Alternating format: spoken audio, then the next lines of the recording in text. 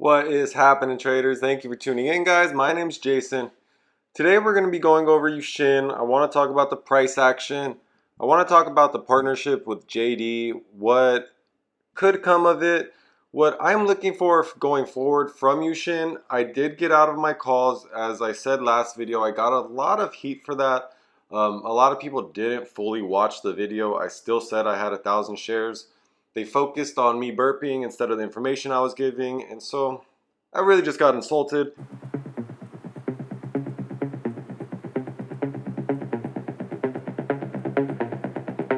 So right now the price is sitting about 264, 265.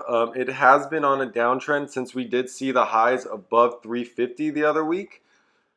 Now, you could have seen this coming, in all honesty. It was so far extended from the 200-day moving average that I knew it was going to come back down just from my experience with this stock. And so as you look here, we're getting closer to this purple line, which is the 200-day EMA, and I'm looking for either a dip below it and to shoot up above it, or to bounce off of it. Now, if we break below this, without a bounce, we're tumbling another 5, 6, 7%. That's my theory.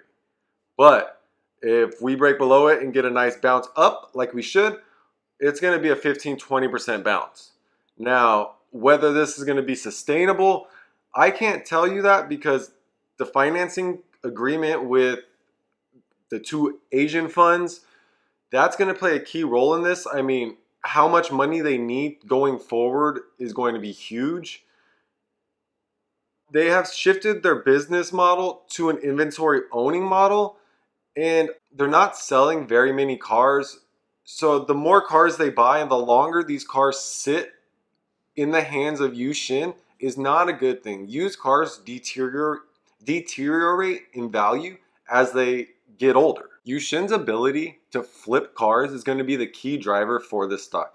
So I'm going to be focused on the inventory number, and then I'm also going to focus on the sales number. I need clear communication from this team in order for me to get any more involved in here. So I'm looking at $1 November calls at the moment because that price is coming down. And at the premium, if I wanted to execute them, it would be somewhere around this price right here. And in a year, I think we'll be well above this price. It's going to take some time. They have to come through. They have to materialize their sales that they're talking about. They do a lot of forward looking, and markets are forward looking. And that's why you got that big run up and that big jump. But it's not something that's sustainable. We just had this really massive bull run in the tech industry, and markets were so far overextended, we saw these massive pullbacks. It's just not going to happen. The companies with fundamentals, solid fundamentals, are going to start to grow a little more, I believe. I mean, a Chinese concept stock like this, for it to see two run-ups of over 60% in a matter of 2 weeks is crazy. Anyone that got in late, just hold.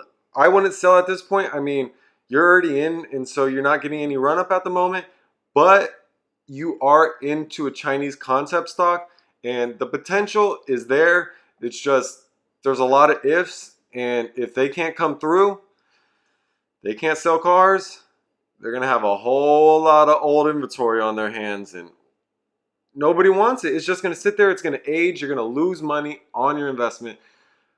I'm really just not sold on it. I still have all my shares, and I'm looking to get back into $1 November calls. So it's just something to look after. I mean, my trend lines have been pretty good so far, so I don't know. I'm sticking to what I know. Now I want to go over a few articles that I found.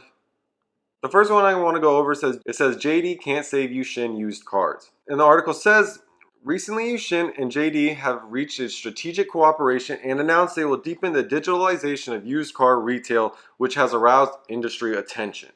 Yes, putting a Uxin shop on JD is a good thing. JD is very well known. JD is solid, good. But used car transactions are not the same. There is just a level of investment that you're investing into a used car when you purchase it. And it's not the same as other shops for, say, buying a pair of shoes or buying a shirt or an appliance or something like that. So it is a good thing for Uxin, because JD is going to help them with their logistics. It's going to be a partnership, I think, of teaching. Not every partnership is meant to benefit you right away. So I think this JD is a teaching partnership. Now, that is a good thing. So just keep on the lookout for that. Just don't think it's going to impact everything right away. And in this article, I found a very interesting paragraph that I just want to go over. It says, the secondhand car e-commerce industry may not need in e-commerce, but in regular army. From the gradual decline of the three used car e-commerce platforms of Guazi, Renrenche, and Uxin, it can be seen that what the industry needs is not a used car e-commerce platform that has not found a profit business model, nor is it a small boss of an online car company, but they need to create a brand certified used car company. That is what Uxin is attempting to do. They are trying to standardize used cars. If this will materialize is the question. The article goes on to say that JD has actually been trying to get into the car business for some time. They invested $1.5 billion into Bit Auto, where the CEO of Uxin used to partner with Neo back in the day, where they used to work together and stuff like that. So very interesting here, guys. It just keeps the connections going. Remember, I think they're all connected. All the car platforms in China, I believe, are all going to be connected at one point. It is a very huge market that I think the government wants to keep, and that's why they want to build Uxin and a used car market. It's just not as easy as people think, because you have to win the trust over of consumers. And when you have lost consumers' trust, it is very hard to gain it back. And that's the battle they are up against at the moment. Now, again, guys, we are in the chop zone right now, so we're not going to be seeing too much price action. I'm looking for a jump up, a bounce off the 200-day moving average. If we don't get that and it goes the other way, I'm looking at another 5-6% dip, maybe even more. So I don't think it goes much lower than 250. That's what I think, between 250 and $3 is now where we're going to sit. And you just really got to wait and see what happens with future guidance and earnings coming forward. They really need to keep giving updates with inventory and number of cars sold. The PR needs to get better. The PR is garbage. And so if a short report comes out, guys, just be wary for that.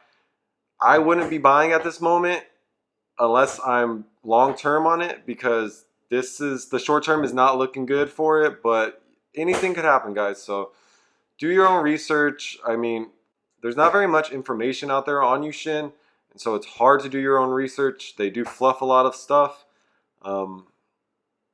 Just got to wait and see, guys.